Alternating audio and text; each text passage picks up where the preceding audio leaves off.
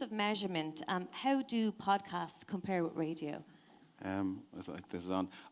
Honestly, in my opinion, both are poor in terms of measurements. I think certainly anyone who's used to booking radio or understanding how radio works here, the JNLRs aren't particularly great. They're quite old school. They're averaged out over time. They give a standardized impression of a market that isn't really in flux, and they were always designed to do so. So I don't think they're fully taking consideration to how media consumption habits have changed. Similarly for podcasts, I suppose they don't really. It's very difficult to understand where people are consuming their podcasts and how many people are consuming, because it's such a disaggregated place. One person will listen on Stitcher, someone else will listen on an Amazon device in their home. And again, like Eric said, a lot of the best research around both monetization and measurement seems to be coming from America because they're so far ahead of us. So there's a piece of research from IAB that shows I think 61% of all podcast listening in America happens on Apple devices, whether that's on iTunes desktop or on Apple Podcasts, and 85% is happening on mobile devices. And I even think that research didn't take into consideration any kind of smart speaker listenership habits. So I think we're really, really behind the curve in terms of understanding how people are picking up and relating to these kind of very community-based niche broadcast type things that podcasts are. They're like Eric made a very good point that it's so similar to radio and yet it's so different, and that's some of the challenges about the monetization from a marketer's perspective. How do you make the most of the opportunity, but also the measurement? How do you define what success is? And I think Eric was spot on. Define success by figuring out who you want to talk to and then just measuring if you're actually reaching them. Fascinating. So, I mean, we're here to kind of dig deep into the monetization of podcasts also. You know, and the projected value of the industry by 2020 is $659 million. So who exactly is spending on advertising? That's just in the US. Actually, I have a list here. It's financial services are the ones who are spending most currently. Now, there's a really good piece of IAB research done by PwC, and that's the one that says it's 300 million or so now. And the people who are spending most, 18% are spending on financial services. The next is direct-to-consumer retail, arts and entertainment, B2B, other, helpfully, automotive and retail. So those are the people in America who are making the most of this opportunity. And interestingly, the similar research says what they're spending on, and the most things that people are actually spending on is arts, entertainment, technology, and news, politics, and current affairs. And I suppose that, like, I've got to wave the R&M flag a little bit. That tallies with what we're doing in terms of our suite of podcasts that we've got out there. There's technology, there's news, current affairs, and there's some very kind of key kind of sports things as well in terms of entertainment. Sure, but I mean, we're the podcast producers and media organisations, etc. We're attempting to get ahead of what our audiences want, and at the moment, do you feel that advertisers are lagging behind in terms of, you know, trying to catch up with the demands of the audience? I think it's very difficult. Advertisers have a difficult job, I think, because they're entrusted with spending their clients' money as well. So they need proof that this is going to work for them. And again, the reason why things have worked in America, and Eric touched on it again, is that it starts with direct response campaigns and then it's broadened out into brand once those direct response campaigns have been seen to actually prove. So people are either doing like vanity URLs that says, like, if you do a messaging on a sponsored podcast, it says go to a particular URL, and so the brand or the advertiser can actually measure the direct hits that are coming from that, or else they're tracking it through codes and coupons. So I think from an advertiser's perspective, I think they need to be very careful and they need to be very responsible about how they spend the brand's budget that they're entrusted with. And there are ways of proving that podcasts can reach, if done correctly, and everything is has the coda of you gotta do it right. Okay, perfect. Thank you very much. Mark, we'll come to you next, if that's all right. So Mark Corrigan, Chair of IAB's Mobile and Audio Council. Can you explain a little bit to us, you know, what exactly goes on there and what work you do? Yeah, sure. So the IAB Council, the Audio Council, is relatively new. So it was initially the Mobile Council, and as everyone knows, there was the year of the mobile in the Irish market where nothing really happened with mobile. So we're very conscious that we don't want that to happen again with audio. So we've only just kicked off, but I think there's a huge piece of work needed to be done on standardization and metrics and what success looks like. There's a couple of players in this market already who have dabbled with podcasts, did it work? I don't think anyone really knows this stage yet. And then following on from what's happened in other markets with the IAB, it is very clear that a huge piece of work does need to be done. So essentially what we'll be doing is, over the coming weeks and months, is establishing a council. So that's a mixture of suppliers, media agencies, creative agencies, brands that direct themselves, and just all coming together to go, okay, what do we want to get out of podcasts for the next year and a half, whatever it might be. Do we need to carry out more research? Do we need to do more education? I'd say yes. Podcast is a bit of a buzz term, but it's like, okay, what actually is it? What purpose does it serve? Where does it fit in the funnel? So we need to establish all these various different elements of the role of podcast, I suppose. So it's very much, it's early days. So yeah, there is a big piece that needs to be done. But I think out of all the various different work the IAB do, this is probably going to be one of the more interesting pieces, just because it is the shiny new thing. So there's a great opportunity for us now to kind of make the market here and make sure that it works and that it's sustainable and that it can scale. Okay, fabulous. And then just coming back on Steve's point about the measurement in comparison with radio, how do you compare it with video analytics, for example, and why is it so far behind, do you think? With video, I suppose the main issue with measurement is just that there are so many different podcast platforms. So with video, it's quite standard. A lot of video is either coming out of specific players, such as YouTube or Facebook, and they all have their own metrics and they're kind of accepted. And we just don't have that yet, I don't think, Okay. with podcasts here. So yeah, again, that all needs to be ironed out, and you know, what can we do?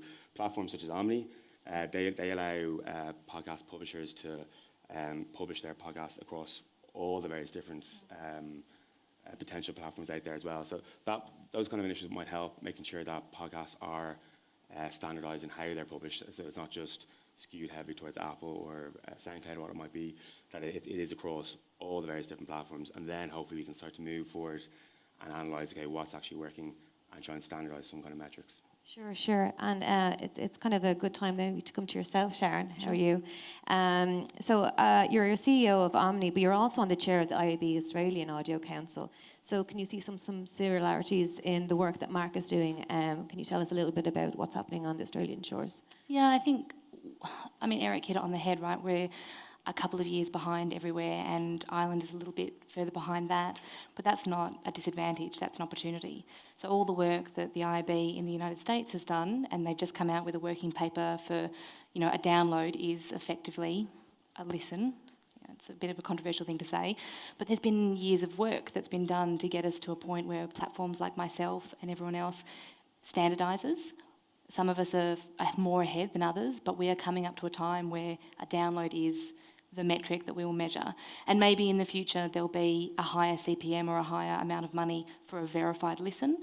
But at the moment I would look at, sure, the states are X many years ahead, but don't reinvent the wheel. Like, go, okay, well, here are these smart people that have spent the last few years figuring out that a download is a listen, and then our job on the Audio Council in Australia at least is to go, cool, we'll accept that, and what can we do to kind of spread that message out to ad agencies? What can we do to kind of either refine it, in V3?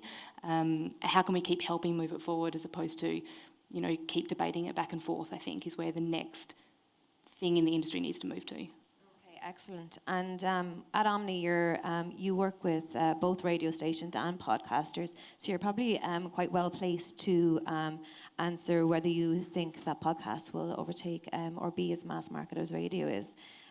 Could it possibly replace radio? Yeah, we're a weird podcast host, which is that we don't prophesize the end of radio. Like, I don't personally believe that radio will ever end. These are huge media organisations. They will evolve, they'll adapt. We work with some of the bigger radio networks around the world, and the fact is that they're now either creating podcasts themselves, whether that's catch-up, time-shifted radio, or whether they're actually going out there and building their own massive podcast networks to kind of capitalise on that. So I don't think that radio will ever disappear. It'll change, and maybe we'll stop talking broadcasting, podcasting. Maybe it'll just be this wonderful, it's audio, and we unleash the power of that, and as an industry we move that forward as an audio council, as opposed to kind of this radio, broadcast, podcast kind of back and forth. Excellent, thanks very much. Kevin Kent, we might come to you next. So Leia Healthcare, you've been sponsoring podcasts for the last year or so.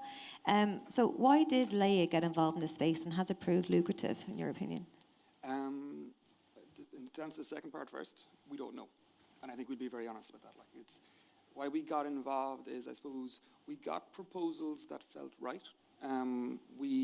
When they arrived, I suppose, we knew we were listening to more podcasts right across the team, friends, families.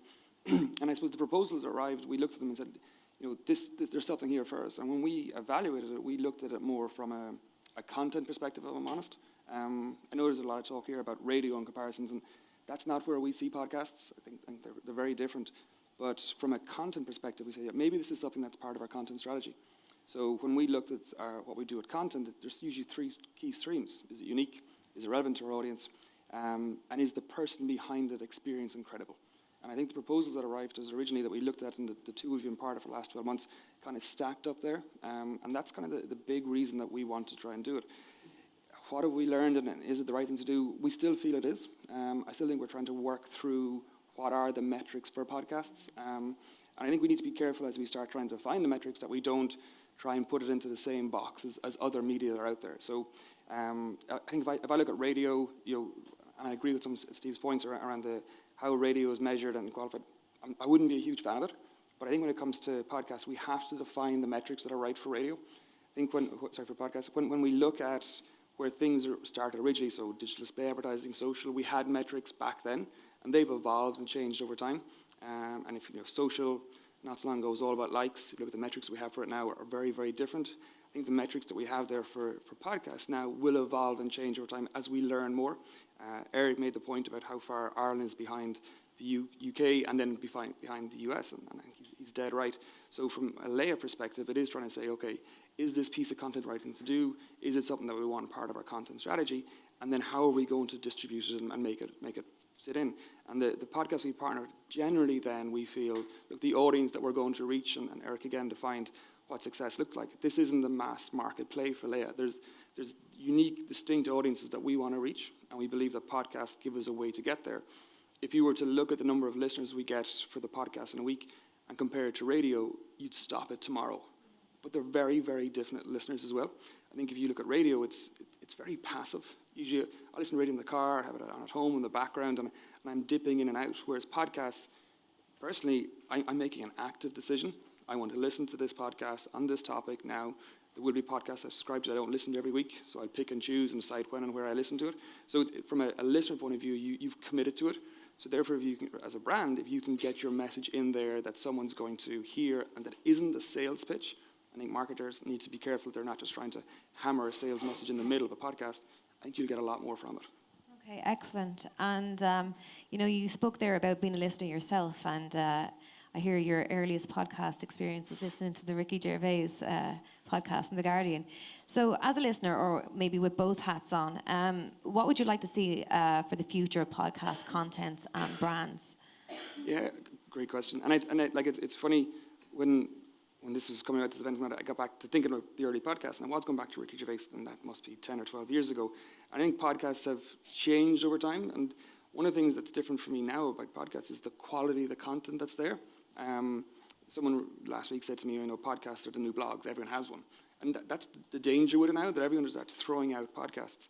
But and again, going back to a lot of the points that Eric made, it's the quality of that content. So I think as marketers, there's a role for us to play in developing and working with that content, but it has to be good quality, well-produced, distinctive content.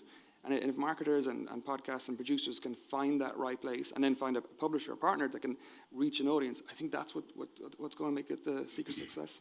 Okay, fantastic, thanks. And Steve, speaking about quality content, and we'll come back to I Know there for a second, I'm only joking. But seriously though, if you're working on an ongoing basis, trying to get sponsors to come on board, obviously Leia are quite far ahead in terms of, they've been sponsoring a podcast for the last year. Is it difficult in the market to speak to people about, perhaps coming on board as sponsors, or to basically spread awareness about what podcasts are, what they can do for them, etc.?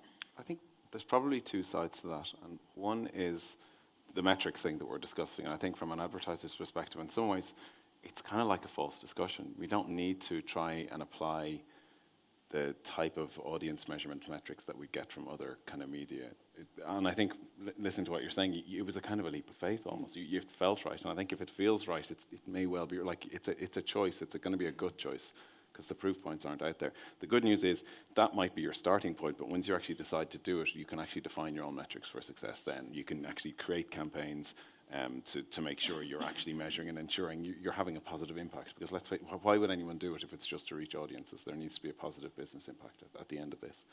The other thing is actually working with people, I think, and it's finding, I think your list of kind of unique voices and trusted and whatever, like there's something out there that, and this is one of the differences between radio and podcasting overall, and I think people need to work in partnership with the type of podcasters that they want to work with, whether it's someone like some of the suite of podcasts that we might have in INM, or other voices that are out there. And a great example, like Acast recently started doing sponsorship for the Blind Boy podcast. And you would imagine that might be a bit of a challenge for some brands to get on board with, because it's, it can be slightly out there in terms of what you would typically see as something that would be sponsored. But it's a perfect opportunity to talk to a specific audience. It's really good content. And I think that's a challenge there to marketers to say, your job here isn't just to apply a message. It's not like a T-side or a 48 sheet and you just walk away from it. You need to actually understand what your message is to this niche audience, why they are part of that community, and how your message is going to sit in that community. And it needs to be authentic. And you need to actually listen to the podcast creator when they're saying, look, I think it should be done this way, or this is how I think my audience will work best with you. So I think those are the two bits. One, partnership, and two, don't worry about the audience metrics. Do it if you think it's right, but define your metrics afterwards. And you know what, if it isn't working, stop. Okay. Fair enough. Quite some points there. Sharon, we're looking at perhaps the audience of podcasts. If we're digging a little bit deeper into the demographics, what information can we glean from the podcast listenership, in your opinion? It's a short list. So at the moment, you can find where they're listening.